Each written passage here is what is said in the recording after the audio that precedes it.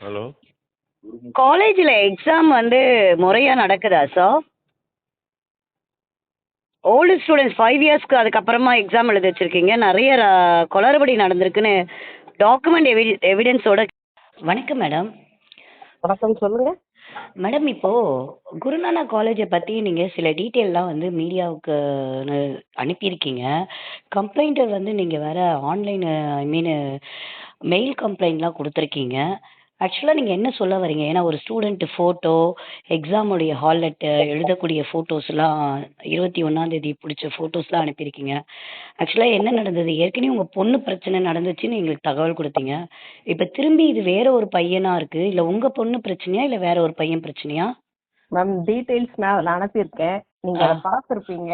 Next வந்து complaint லெட்டரும் நான் send பண்ணியிருக்கேன். ஆர்ஜிடி மேடம்க்கு நான் அனுப்பின கம்ப்ளைண்ட் லெட்டரும் சென்ட் பண்ணியிருக்கேன். மெயில் அட்டாச் பண்ணதும் நான் உங்களுக்கு பண்ணியிருக்கேன். நான் வந்து யூனிவர்சிட்டி ரிஜிஸ்டர் அவருக்கும் சென்ட் பண்ணியிருக்கேன். அது என்னன்னா, இப்போ வந்து ஒரு காலேஜ்ல எக்ஸாம் கண்டக்ட் பண்றாங்க. ஒரு கண்ட்ரோலரும் அதுக்கு இன்சார்ஜ் சீஃப் யாருன்னு உங்களுக்கு நல்லாவே தெரியும். ஆமா.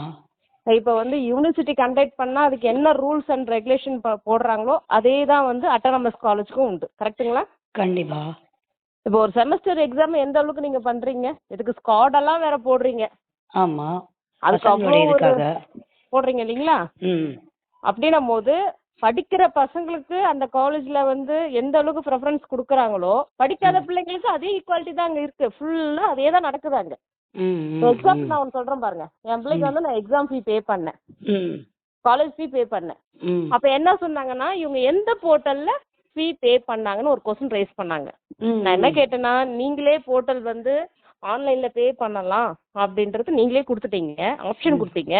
நெக்ஸ்ட் வந்து அக்கௌண்ட் நம்பரும் கொடுத்தீங்க, கொடுத்து பே பண்ணுங்கன்னு சொல்லிட்டீங்க. நான் ஜிபேல பண்ணா உனக்கு என்ன, ஆன்லைன்ல பே பண்ண உனக்கு என்ன? உனக்கு அக்கௌண்ட்ல அது டிரான்ஸ்ஃபர் ஆயிருக்கா, அக்கௌண்ட் நம்பர்ல அது கிரெடிட் ஆயிடுச்சு, அதை தான் நீ பார்க்கணும். அதுக்கு ஏகப்பட்ட விமர்சனங்கள் பண்ணாங்க. இதே ஆர்ஜிடி மேமே அவ்வளோ பேசினாங்க. எனக்கு அது ரொம்ப மன உளைச்சல் ஆளாச்சு. ஆனால் நான் பேமெண்ட் பண்ணிட்டேன். பண்ணுன்னு அவங்க பண்ணன்ற ஒரு ஆர்குமெண்ட் கொண்டு வந்தாங்க. கிரெடிட் ஆகலைன்னு சொன்னாங்கன்னா அதே அக்கௌண்ட்டை நான் ஒர்க் பண்ணியிருக்கேன். ஆனால் அவங்க என்னெல்லாம் அந்த காலேஜ் கிரியேட் பண்ண முடியுமோ எல்லாமே பண்ணாங்க. நான் வந்து காலேஜ்ல என்னவா ஒர்க் பண்ணீங்க? காலேஜ்ல ஆக்சுவலி நான் ஒரு லேப் அசிஸ்டன்ட். எனக்கு போஸ்டிங் வந்து லேப் அசிஸ்டன்ட் தான் எனக்கு போஸ்டிங் வந்தது. ஆனா அவங்க என்ன பண்ணாங்கன்னா, என்ன ஜூனியர் அசிஸ்டன்ட்டோட ஒர்க் கொடுத்தாங்க. கேஷ் கவுண்டரை நான் கேஷ் கவுண்டர்ல வந்து கேஷியரா ஒர்க் பண்ணிட்டு இருந்தேன். எனக்கு அந்த ஃபீஸ் கலெக்ஷன்ல தான் நான் இருந்தேன். அப்படி இருக்கும்போது பசங்களோட ஃபீ பார்த்தீங்கன்னா, கவர்மெண்ட் ஃபீ பார்த்தீங்கன்னா ஆர்ட்ஸ் ஸ்டூடெண்ட்ஸ்க்கு வெறும் 350 தான், 320 தான். சயின்ஸ் ஸ்டூடெண்ட்ஸ்க்கு பார்த்தீங்கன்னா வெறும் 520 தான். இவங்க கலெக்ட் பண்றது வந்து 30,000 to 40,000 கிட்ட போச்சு. இது எதுதான் என் பிள்ளைங்க ஃபீஸ்க்கு வந்து ஜாஸ்தி வாங்குறாங்க கேஸ் ஃபைல் பண்ணாங்க. பெரிய பிள்ளைக்கு கேஸ் ஃபைல் பண்ணதுல அதில் கவர்மெண்ட்லேயே கவர்மெண்ட் ஆர்டர் கொடுத்துட்டாங்க. யாரும் ஆர்ஜிடி ஆர்டர் கொடுத்துட்டாங்க, இவங்க எக்ஸஸ் ஃபீஸ் கலெக்ட் பண்ணுறாங்க, உங்களுக்கு ரீஃபண்ட் பண்ண சொல்லியாச்சுன்னு ஆர்டரும் கொடுத்தாங்க. பட் காலேஜ் ஒபே பண்ணலை. திருப்பியும் அதே ஃபீல ஒரு 500 ரூபா கூடுதலாக அவங்க ஏற்றுனால தான் இப்போ என் பிள்ளை அங்கே 3rd இயர், 2வது பிள்ளை 3rd இயர் படிக்கிறா. அந்த பிள்ளைய வச்சு நான் திருப்பி கேஸ் ஃபைல் பண்ணேன். ஃபைல் பண்ணி இப்போ ஜட்ஜ்மெண்ட் இந்த வீக்ல 6 வருது, 6 மார்ச் வருது. ஓகே, சரிங்களா? இந்த இஷ்யூஸ் போயிட்டு இருக்கு. நல்லாவே தெரியும் ஒரு கேஸ் இருக்குன்னா அந்த கேஸ் இருக்கும்போது எப்படி அவங்க ஃபீஸ் பே பண்ணுவாங்கன்ட்டு அவங்க நல்லா தெரியும். இருந்தாலும் நான் கவர்மெண்ட் ஃபீ என்னவோ அதை நான் ஃபீஸ் பே பண்ணிட்டேன். பண்ணதே அவங்க எக்ஸாம் அலோவ் பண்ணலை. அலோவ் பண்ணாத என்ன மன உளைச்சல் கொடுக்க முடியுமோ அந்த பிள்ளை அவ்வளோ மன உளைச்சல் கொடுத்தாங்க. எக்ஸாம் நடந்தது அன்னைக்கு 12 மணிக்கு எழுத வேண்டிய எக்ஸாம் 6 மணி வரைக்கும் பிள்ளை அங்கே இருந்தா. 6 மணி வரைக்கும் இருந்தா. 3 டிவிஷனா பேட்ச், 3 பேட்ச் எக்ஸாம் போச்சு. ஒரு பேட்ச்லயும் உட்கார வச்சு எழுத விடல ஆன்லைன் எக்ஸாம். நீங்க சொல்றது எல்லாமே வந்து இருங்க, நான் சொல்றதுங்க. காலேஜ் ஃபீ பே பண்ணிட்டேன், எக்ஸாம் ஃபீ பே பண்ணிட்டேன். 3 பேட்ச் எக்ஸாம் போச்சு, உட்காந்து எழுத விடல. அதுக்கப்புறம் தான் என் பிள்ளை சூசைட் அட்டம் பண்ணான். நான் வந்து ரெகுலர் ஸ்டூடெண்ட், என் பிள்ளை கிளாஸ் ஃபர்ஸ்ட், எல்லாத்துலயுமே ரெகுலரா இருக்கா, பண்ணல. நான் கோர்ட்ல போய் ஜட்ஜ்மெண்ட் வாங்கிட்டு வந்து அதுக்கப்புறம் என் பிள்ளைய எழுத விட்டேன். ஆனா இன்னைக்கு நான் உங்களுக்கு அனுப்பியிருக்கேன் பாருங்க டாக்குமெண்ட். இது என்னன்னா, பையன் 2020 பேட்ச், கவர்னிங் கவுன்சில் மெம்பர். எங்க காலேஜ்ல 21 பேர் இருக்காங்க, அதுல ஒரு மெம்பர் அவரு. இந்த பையனோட அப்பா. என்ன மெம்பர் சொன்னீங்க? Governing council member madam. 21 member இருக்காங்க. என்னது தமிழ்ல அர்த்தம்? இப்போ எப்படின்னா எங்க காலேஜ்ல வந்து எல்லாமே அவங்க தான், அந்த கவர்னிங் கவுன்சில்ல உள்ளவங்க தான், யார் வேணாலும் அதுல தான் வந்து செக்ரட்டரி பிரசிடென்ட் வர முடியும். இவங்க 2 பேர்ல ஒரு குழு மாதிரி அதான் ஒரு குழு மாதிரி அமைச்சு அந்த Select குழுவுல பண்ணி இருக்கவங்க இவங்க தான் மட்டும் தான் செலக்ட் பண்றது யார் Select பண்ணி செக்ரட்டரி அவங்க தான் யார் வருவாங்க. தலைவர்னு. Okay okay. அவங்களுடைய பையன் தான் இவரு. அந்த 21 பேர்ல ஒருத்தரோட மகன் இவர். ஓகே. இவர் 2020 பேட்ச் ஸ்டூடெண்ட் இவர். 23ல முடிச்சிட்டு வெளியே போயிட்டாரு. சரி. இப்ப அந்த பையன் முடிச்சிட்டு போய் 2 வருஷம் ஆகுது. ம். நீ எக்ஸாம் எழுத வேணும்னா நவம்பர் மந்த் அந்த பையனுக்கு எக்ஸாம் நடந்தது. செமஸ்டர் எக்ஸாம் நவம்பர்ல நடந்தது. நீ அந்த டைம்ல அந்த பிள்ளை எக்ஸாம் எழுத விட வேண்டியதானே? கண்டிப்பா. ஏன் எழுத விடல? ஏதோ உடம்பு சரியில்லை அந்த மாதிரி ரீசன்ஸ் ஏதாவது இருக்கலாம். இந்த எக்ஸாம் எதுக்கு மேடம் குடுக்குறாங்க? இப்போ எழுதுற எக்ஸாம் வந்து பசங்க வந்து ஸ்பெஷல் கோட்டா. என்னன்னா அந்த பிள்ளைங்க ஸ்போர்ட்ஸ் ஸ்டூடெண்ட்ஸ், என்சிசி, என்எஸ்எஸ் ஸ்டூடெண்ட்ஸுங்க கேம்புக்கு போயிருந்தாங்கன்னா அந்த பிள்ளைங்க எங்க செமஸ்டர் டைம்ல போயிருந்தாங்கன்னா அந்த பிள்ளைங்களுக்கு ஸ்பெஷல் கோட்டா கொடுத்து எழுத வைப்பாங்க. ஓகே. அப்ப இவரு ஸ்பெஷல் கோட்டா இல்ல கூட அங்க போயிருந்தாங்கன்னா அவங்க சர்டிபிகேட் ஃபைல் பண்ணணும். அந்த 10 days கேம்ப் போனாலும் 5 days கேம்ப் பண்ணாலும் 1 day கேம்ப் பண்ணாலும் அந்த சர்டிபிகேட் இவங்க ஃபைல் பண்ணணும். இதுதான் ப்ரொசீடிங். இவங்க வந்து ப்ராசஸா ஃபைல் பண்ணதுக்கு அப்புறம் தான் எக்ஸாம் அலோவ் பண்ணுவாங்க. இது யூனிவர்சிட்டிக்கே தெரியும், ஆர்ஜேடிக்கும் தெரியும். அப்படி இருக்க பட்சத்துல ரெகுலர் ஸ்டூடெண்ட்ஸ் தான் நீ வந்து கண்டக்ட் பண்ண முடியும். பாஸ்டர் ஸ்டூடெண்ட் அவனுக்கு எப்படி நீ கண்டக்ட் பண்ணலாம்? ஆமா, அது பண்ண முடியாதே. யார் மேடம் உங்களுக்கு பவர் கொடுத்தாங்க? அட்டானமஸ் தான், நீ என்ன வேணாலும் பண்ணலாமா? இப்படிதான் நேக் ரிப்போர்ட்லாம் நீ கலெக்ட் பண்ணியா? அப்ப எவ்ரி இயர் நீ இப்படிதான் பண்ணியா? சரி, இந்த புகார் பத்து நீங்க யார் யாருக்கு மெயில் அனுப்பியிருக்கீங்க? ஆக்சுவலி இது கன்சென்ட் யார் இதுக்கு இன்சார்ஜ் அங்கே அனுப்பியிருக்கேன். எங்களுக்கு கன்சென்ட் பார்த்தீங்கன்னா நீங்கள் இந்த காலேஜ்க்கு வந்து ரீஜனல் ஜாயின்ட் டைரக்டர் இவங்க தான். சுடகுடி மேம்க்கு நான் சென்ட் பண்ணிட்டேன். ஆர்ஜேடி மேம்க்கு பண்ணீங்க. பிரின்சிபலுக்கு ஆக்சுவலா சொன்னீங்களா? அப்புறம் செக்ரட்டரி சார் சிங்கு சாருக்கு சொன்னீங்களா? பிரின்சிபல் மேடம் தானே மேடம் அந்த சர்க்குலர் நீங்க பாத்தீங்களா? சர்க்குலர் ஓபன் பண்ணி பாருங்க. சர்க்குலர் போட்டு அனுப்பணும் மேடம். தெரிஞ்சு தப்பு பண்றவங்க நான் ஏன் மேடம் அவங்களுக்கு அனுப்பணும்? காலேஜ்ல தெரிஞ்சு தப்பு பண்றாங்க, தெரியாது அவங்க பண்றாங்க. யோசிச்சு பாருங்க. பேட்ச் ஸ்டூடெண்ட்ஸ் செப்பரேட்டா போட்டு 3 years பேட்ச் கண்டக்ட் பண்றாங்கன்னா அந்த ஸ்டூடெண்ட்ஸ் மட்டும் தான் உட்காரணும்.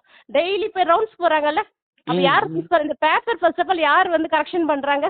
கொஸ்டின் பேப்பர் யார் செலக்ட் பண்றாங்க? இந்த பையனை மட்டும் தனியா உட்கார வச்சு ரூம்ல செப்பரேட்டா எழுத வைக்கிறாங்க. அப்ப இது வந்து பிரின்சிபலோட மெயின் இன்சார்ஜ்ல நடந்ததா இல்ல செக்ரட்டரிக்கு தெரிஞ்சு நடந்திருக்கா? மேபி 2 பேருக்குமே நடந்திருக்கலாம். எப்படின்னு தெரியலீங்களே. என்ன 2 பேரும் வந்துதான் அந்த ஸ்டூடெண்ட்ஸோட எக்ஸாம். மேடம் இங்க ஃபுல்லா ஆர்எஸ்எஸ் குரூப் தான் மேடம் இதை இறங்கி எல்லாமே செயல்படுத்துறது. யூனிவர்சிட்டி இன்சார்ஜ் ரிஜிஸ்டர் அவருக்கே நான் அனுப்பியிருக்கேன்.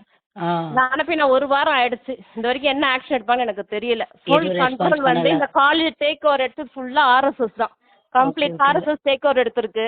இந்த காலேஜ் ரன் பண்றது ஃபுல்லா ஆர்எஸ்எஸ் தான். இதை கவர்மெண்ட் கண்டுகொள்ள மாட்டாங்க. எல்லாருக்கும் பணம் பழக்கம் போயிருக்கு மேடம். இதுதாங்க நடந்துட்டு இல்ல. நம்ம பணம் பழக்கம் போனது இருக்கட்டும். ஆனா இப்ப என்னன்னா முதல்வர் வந்து இன்னைக்கு பண்ணிருக்கேன், எவ்வளவு டாக்குமெண்ட் கொடுத்துருக்கேன், என்ன மேடம் ஆக்ஷன் எடுப்பாங்க? அப்புறம் ஏற்கனவே என்ன கண்படுத்து தானே இந்த எக்ஸாம் நீ வீட்டுல குறைச்சு எழுத வச்சுட்டு போயிட்டு இருக்கலாமே.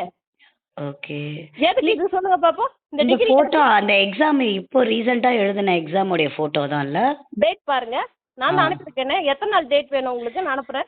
Okay okay okay. என் பிள்ளை சேம் காலேஜ்ல தானே படிக்கிறா. தைரியமா போய் நின்று எடுத்துட்டு வந்தா. நாளைக்கு உங்க பிள்ளைக்கு நாளைக்கு பிரச்சனை வராதா? இதனால நாளைக்கு உங்க பொண்ணுக்கு வந்து திரும்பவும் ப்ராப்ளம் வராதா? மேடம் என் பிள்ளை டாப்பஸ்ட் ஸ்டூடெண்ட் மேடம். ஏன் நான் பயப்படணும்? என்ன தப்பு பண்றோம் நாங்க பயப்படுறதுக்கு? நாங்க தைரியமா இருக்கோம்னா நாங்க எல்லாத்தையும் பர்ஃபெக்டா இருக்கோம். நாங்க பயப்படணும்னு அவசியம் கிடையாது. தப்பு பண்றோம் நாங்க கேள்வி கேட்கிறோம், அவ்வளவுதான். தப்பு பண்றவங்களை நீ பிளேம் பண்ணினா நாங்க கேள்வி கேட்கதான் செய்வோம். என்ன அங்க தப்பு நடக்குது அந்த காலேஜ்ல? எவ்வளவு கொடுத்தாச்சு, நாங்க ரிப்போர்ட் சப்மிட் பண்ணிக்கிட்டே இருக்கோம். அந்த காலேஜ் மேல யாருமே ஆக்ஷன் எடுக்க மாட்டாங்க. ஃபுல்லா பணம் தான், ஃபுல்லா கரப்ஷன் தான், ஃபுல் அண்ட் ஃபுல் கரப்ஷன் தான் போயிட்டு இருக்கு. நவ் வரைக்கும் தமிழ்நாடு கவர்மெண்ட் இதை கண்டுக்கிறதே கிடையாது. அனுப்பியிருக்கேன் ஸ்டேட்மெண்ட். ஓபன் ஸ்டேட்மெண்ட் கொடுத்திருக்கேன். என்ன பண்ணாங்க? ஸ்டேட்மெண்ட் இல்ல, உங்க ஸ்டேட்மெண்ட் வந்து கிளியரா இருக்கு. நீங்க கம்ப்ளைண்டிங் லெட்டர் எல்லாத்தையும் நாங்களும் பார்த்துட்டோம். நாங்க இத வந்து நீங்க நான் ஓபன் சேலஞ்ச் பண்றேன். நீங்க என்ன பண்ணுவீங்க? 2 days கேப்பீங்க. தேர்ட் டேஸ் பாத்தீங்கன்னா இதை க்ளோஸ் பண்ணிடுவீங்க மேம். உங்களால ஒன்றும் பண்ண முடியாது. நீங்க வேணா பாருங்க. இது லாஸ்ட்ல அப்படியே க்ளோஸ் பண்ணி நிப்பாட்டிடுவீங்க. இதுக்கு நீதிமன்றம் மட்டும்தான் இதுக்கு தீர்வு காண முடியும். என்னோட கேஸ்க்கு இப்படிதான் நான் வந்து இது வரைக்கும் அதான் பண்ணிட்டு இருக்கேன். கண்டிப்பா மேடம். லீகலா போகணுமே, நான் லீகலா எல்லா செக்ஷனுக்கும் அனுப்பிட்டு இருக்கேன். அவ்வளவுதான், வேற ஒண்ணுமே கிடையாது. இல்லை நீங்கள் ப்ரொசீடிங்ஸ் எல்லாமே வந்து லீகலாக தான் பண்ணிகிட்ருக்கீங்க. அண்ணாத்திரடாவோ இல்லை மறைச்சோ எதுவும் செய்யலை. எல்லாமே லீகலாக தான் பண்ணிகிட்ருக்கீங்க. உங்களுடைய டீட்டெயில் கொஞ்ச நாளாகவே நாங்களும் பார்த்துட்டு தான் இருக்கோம். கண்டிப்பாக மேடம் இதை வந்து நீங்கள் மீடியாவுக்கு அனுப்பியிருக்கீங்க. சப்போர்ட் இருக்குன்னா என்ன வேணாலும் பண்ணலாமா? அட்டானமஸ்னு உங்களுக்கு கொடுத்துட்டாங்கன்னா நீங்க அப்ப நேக்ல நீங்க இப்படிதான் பண்ணிட்டு இருக்கீங்களா? நாங்க இதை செய்யறோம், அதை செய்யறோம், இதை பண்றோம், இப்படிதான் பாயிண்ட் கலெக்ட் பண்ணிட்டு இருக்கீங்களா? கண்டிப்பாக மேடம். இது அசிங்கமா இல்ல இது? அப்ப படிக்கிற பிள்ளைங்க என்ன ஆகுறது? பணம் ஏறமா நீங்க என்ன வேணாலும் செய்யலாமா? இப்படிதான் எக்ஸாம் கண்டக்ட் பண்ணிட்டு இருக்கீங்களா? இந்த காலேஜ் யார் மேடம் அட்டானமஸ்க்கு கொடுத்தாங்க? ம் இதை ரத்து பண்ண வேணுமா கவர்மெண்ட்? என்ன ஆக்ஷன் எடுக்காங்க நான் பாக்குறேன். நீங்க வாங்கிருக்கீங்கல்ல, என்ன ஆக்ஷன் இல்லை எடுக்கீங்க ஒருவேளை நான் பாக்குறேன். ஆர்எஸ்எஸ் டீம்ன்றதுனால ஆக்ஷன் எடுக்கலன்னு சொல்ல மேம் வரீங்களா? இந்த அளவுக்கு ஆமா மேடம், இந்த காலேஜ் இந்த அளவுக்கு எவ்வளவு நல்லா இருந்த காலேஜ் மேம் அது. இன்னைக்கு இந்த அளவுக்கு சீரழிஞ்சு போச்சுன்னா full and full RS take over எடுத்ததுனால தான் மேம் அது இந்த அளவுக்கு போயிருக்கு. ஆர்எஸ்எஸ்க்கும் நம்ம கவர்மெண்ட்டுக்கும் என்ன லிங்க்னு நீங்க சொல்ல வரீங்க? ஏன்னா நம்ம கவர்மெண்ட் வந்து மக்களுக்காக பணி செய்யக்கூடியது. இன்னைக்கு முதல்வருடைய பிறந்த நாள் உலகமே கொண்டாடிக்கிட்டு இருக்கு தன்னுடைய அப்பாவுடைய பிறந்த நாள. இந்த இடத்துல போயிட்டு நீங்க வந்து ஒரு கவர்மெண்ட் இல்லைன்றீங்க. தகவல் கொடுத்தோம், ஒரு சூசைட் அட்டம் நடந்திருக்கு ஒரு தமிழ்நாட்டுல, ஒரு பாப்பா இப்படி இதுவாயிருக்கு. யார் மேடம் இதை கேட்டாங்க? என்ன எங்க சைடுல தப்பு நடந்தது நீங்க சொல்லுங்க இல்லையே, பாப்போம். உங்களுக்கு தான் செய்தி தான் மொத்த மீடியாவிலையும் வெளியில வந்திருக்கு. மேடம் வந்து மீடியால வந்தது யார் என்ன பண்ணாங்க? நான் நீதிமன்றத்துல தான் தீர்வு காணேன். எனக்கு கவர்மெண்ட் சைடுல சப்போர்ட் கிடைக்கல. கவர்மெண்ட் சைடுல என்ன செஞ்சாங்க? அந்த காலேஜ் மேல என்ன ஆக்ஷன் எடுத்தாங்க? நீங்க சொல்லுங்க, என்ன ஆக்ஷன் எடுத்தாங்க? டில் நவ் வரைக்கும் என்ன பண்ணாங்க? எந்த அதிகாரத்துல போய் கேட்டாலும் கவர்மெண்ட் சப்போர்ட் அவங்க என்னன்றாங்கன்னா மேலிடம் எங்களை வந்து ஆக்ஷன் எடுக்க வேணாம்னு சொல்லுது. மேலிடம் ஆக்ஷன் எடுக்க வேணாம். என்னது மேடம் இது? எனக்கு ஒன்றும் புரியல. கண்டிப்பா மேடம் இந்த அப்ப செய்தியை என்ன அமைதியா அப்படியே கீழே இருக்கவங்க அப்படியே தான் தாழ்த்தப்பட்டவங்க அப்படியே தான் போயிட்டே இருக்கணுமா? இங்க வேற புரியுது வழியே மேடம். கிடையாதா? புரியுது மேடம். நீங்க ஒரு நிமிஷம் மேடம். நீங்க இப்போ சொன்ன அத்தனை வார்த்தைகளும் வந்து உண்மையான வார்த்தை தான். நாங்க அரசாங்கத்துக்கு இந்த செய்தியை கொண்டு போறோம்.